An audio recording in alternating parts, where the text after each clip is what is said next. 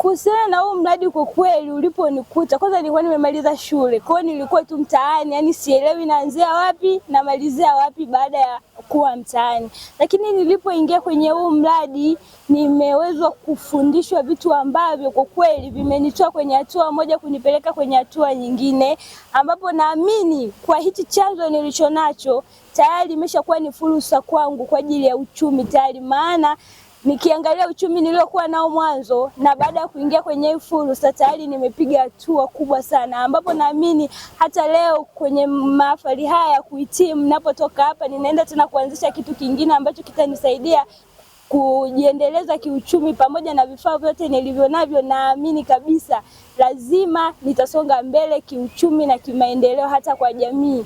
Mimi nimeweza kupata vifaa vya ufundi magari, vitaweza kunitumia, nitatafuta frame niweke kazi na nifanye kazi, sitakaa tena mtaani, sitalala tena kitandani. Maana ilikuwa nikimaliza kunywa chai mimi nalala, lakini sasa hivi nikimaliza kunywa chai naendelea kupambana na kazi za hapa na pale. Nitazidi kupambana kama vijana wangu. Kiwango changu cha elimu ni kidato cha 4 na nilipomaliza nilikuwa kwa kweli sina kazi ambayo inaeleweka. Nilijihusisha kwenye biashara tofauti ya ujasiriamali, lakini bado ilikuwa haileti tija kwa sababu nilikuwa sina elimu ambayo iliniendeleza zaidi ya pale. Lakini baada ya kuja hapa ni elimu ambayo nimeipata na kidogo nimepata fursa ambayo imeendelea kunipanua zaidi kiakili, na nimeweza kupata pia nafasi hapa ambayo pia naendelea na kozi ya muda mrefu. Mimi kama mwanafunzi ni mnufaika wa kwanza. Nitaenda kufanya kazi na kujiingizia kipato mimi mwenyewe, pasi na kutegemea labda ajira ya serikali au ajira ya sekta binafsi, kwa sababu na elimu mimi mwenyewe kichwani naweza nikafanya kazi na kujiingizia kipato na bila kuilaumu serikali kwa kusema kwamba ajira hamna, serikali haituangalii sisi vijana. Kwa nini nikae chini wakati na kitu kichwani? Kwa kuwa ninafanya, nitaenda kufanya kazi na nitaingiza kipato. Hivyo ndivyo itafanya kazi ya kuinua taifa letu. Kwanza niwapongeze Plan International kwa jambo kubwa mlilofanya. Tunaweza kusema mmefanya kazi kubwa sana. Katika hotuba yenu mmesema mmetoa zaidi ya milioni 160 kama ada ya wanafunzi hawa kwa program mbalimbali, ile awamu ya kwanza, ya pili na ile itakayomalizika. Nyinyi watu wema sana, Mungu awabariki. Kama kuna mashirika bora Tanzania yaliyojipambanua kuwekeza kwa vijana, basi Plan International ni moja wapo, na mna kila sababu za kupewa pongezi za dhati ya moyo wetu sisi viongozi wa serikali. Maana mngeweza kuchukua fedha hizo na msifanye haya mlioyafanya, lakini kuwalipia ada vijana na vijana wakasoma na leo wamehitimu, wanapewa na vifaa. Hii ni mwanzo wa kwenda kuanzisha maisha yake. Plan International mlichofanya, nyinyi mmetoa ujuzi, mkatoa nyavu ili watu wakavue. Hamkufanya mtu kumpa samaki ategemee chakula kutoka kwenu. Sasa nyinyi vijana mliosomeshwa, kwanza mjue zipo fedha zimetumika kuwalipia ada. Fedha hizo zingeweza kufanya mambo mengine, lakini bahati mliopata miongoni mwa vijana wa Kitanzania, zaidi ya vijana 800 wanufaika, na nyinyi leo vijana 336 ambao ninyi mtakwenda kupata vyeti, lakini 2 mmepata ujuzi, 3 mtapata vifaa. Nendeni mkauone uzalendo wa Plan International mioyoni mwenu na kwenye maisha yenu. Ichukulie mwanzoni unajiunga na hii program, haujui kushona, leo una ujuzi wa kushona, umepewa cherehani. Tayari huo ni mwanzo wa safari kwa mtu anayejitambua. Yule mtu ambaye hajajitambua ndio ataanza kusema mtununulie na vitambaa, kesho atasema mtukolie na flame, kesho kutwa atasema nani atafanya dialysis. Huo ushamba. Mwambie mwezio huo ushamba. Tayari mmepata knowledge kubwa, mmewezeshwa, mkapata vyeti vya VETA, mkapewa na vifaa vya kufanya kazi. Sasa kazi kwenu, na hatutarajii, na kwa sababu mmesema hao wanatoka Nyamagana na Ilemela, mtupe na orodha yao, majina yao, ili kwa sababu msaada ni kweli wako, lakini msaada kwa ajili ya maisha yako. Hatuwezi kukubali tukupe cherehani ukauze, tutakuchukulia hatua kali za kinidhamu. Si mmenialika? Kasimamia kila haki iende kwa mwenyewe haki yake.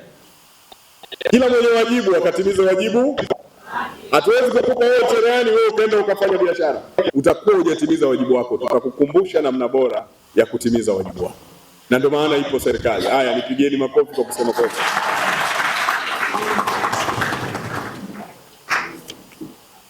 Mimi sina maneno mazuri sana ya upande mmoja tu, nayo pia yale ambayo ya kuambiana ukweli. Sasa mtu akiambiwa ukweli anadhani ameambiwa vibaya. Lazima na nyinyi mkatimize wajibu wenu.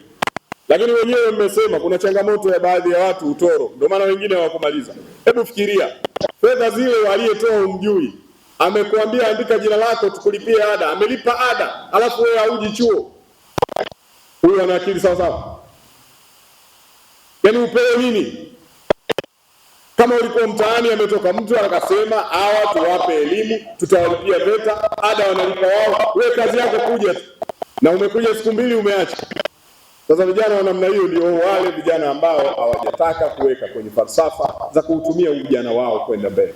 Na sisi ni wasimamizi wa mradi huu. Kulingana na muundo wa taasisi, usimamizi unaanza kwa ngazi ya VETA makao makuu ambao ndio wasimamizi kuu wa hii miradi, lakini kwa sababu ya mgawanyo wa majukumu ule usimamizi unarudi kwa ngazi ya kanda. Kwa hiyo kwa ngazi ya kanda na sisi ni wasimamizi ambao tunafuatilia utekelezaji wa mradi huu toka kwanza mpaka kutamatika. Tunafuatilia kwa karibu, tunafanya tathmini na ufuatiliaji kujua mafanikio na changamoto zile ili tuweze kuzitatua kwa pamoja kwa kushirikiana na vyuo.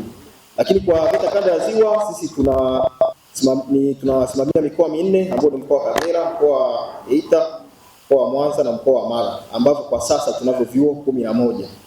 Na tunatarajia na serikali kwa sasa hivi inaendelea kujenga vyuo vingine 14 kwa kanda ya Ziwa, ambapo jumla tutakuwa na vyuo 25.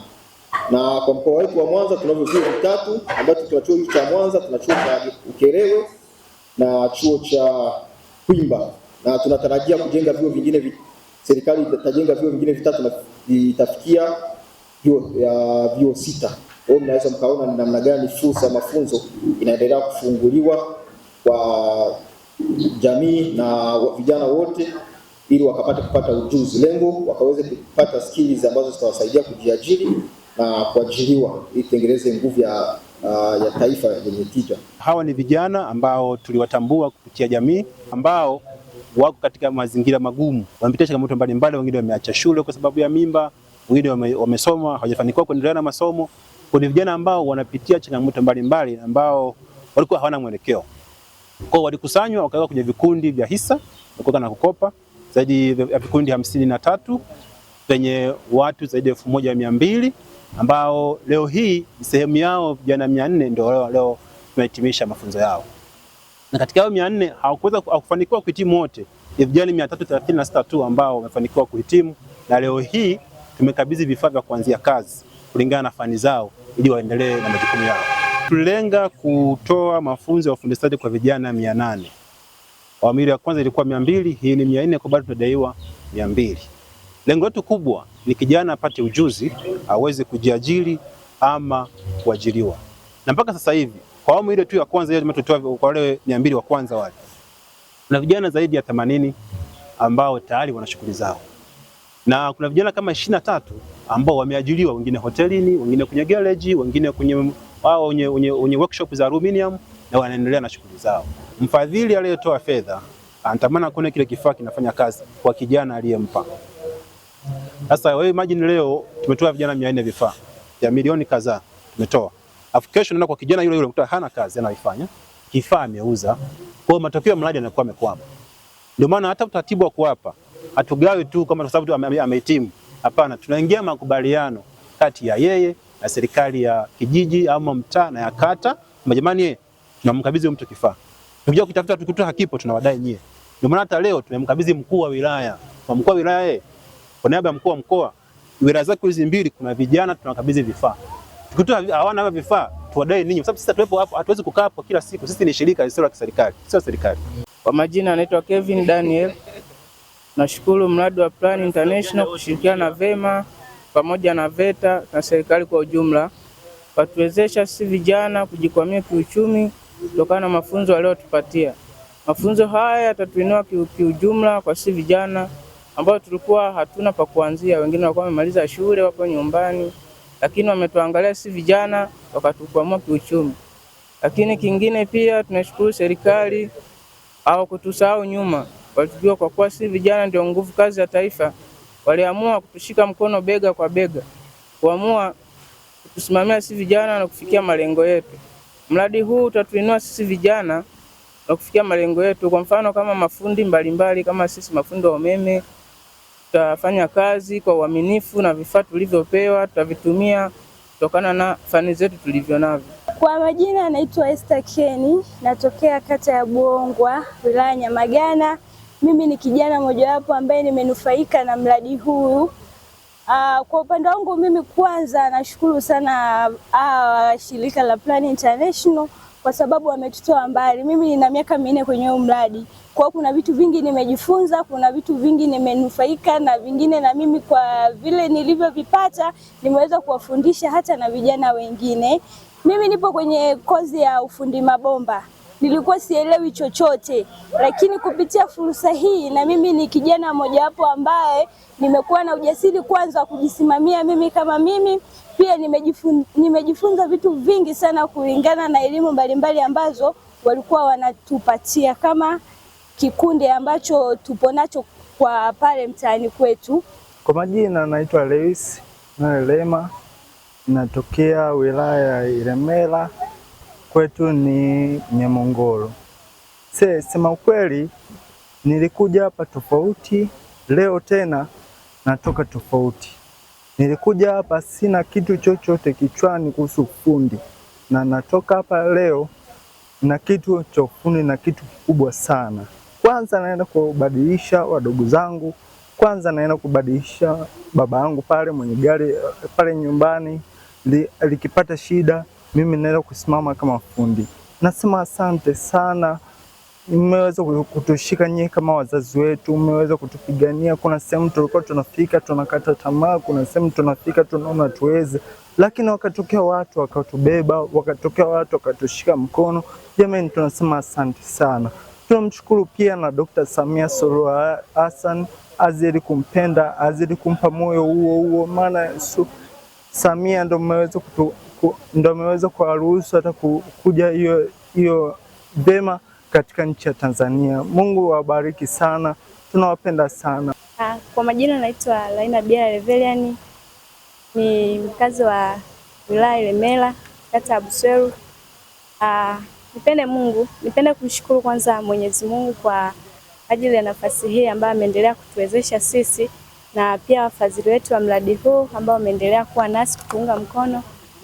Nipende kusema kwamba Mwenyezi Mungu aendelee kuwasaidia zaidi na aendelee kuwaboresha zaidi, ili kila ambacho walichonacho waendelee kukitoa hata kwa wenzetu ambao bado wanahitaji huduma kama hii.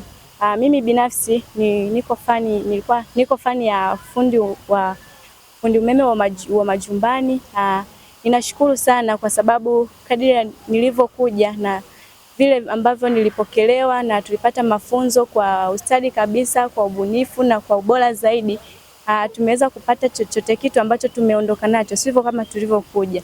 Tumeondoka tukiwa tumejaa na tumeondoka tukiwa tuna uzoefu mkubwa mno ambao tunaweza kupata kazi sehemu yoyote tukafanya, na kidogo ingine tumeweza kupata site ambazo tunaenda kufanya, tayari tunajiingizia chochote kitu ambacho kinaweza kutusaidia katika maisha. Nipende kusema kwa kweli tunaendelea kuwashukuru, tunasema ni asante zaidi ya zaidi, kwa maana mkono wenu au mchango wenu wa mradi huu umeendelea kuwa ni mkubwa zaidi kwetu sisi, na tunaahidi kuwa tunaenda kuwa suluhisho la changamoto na sio chanzo cha tatizo.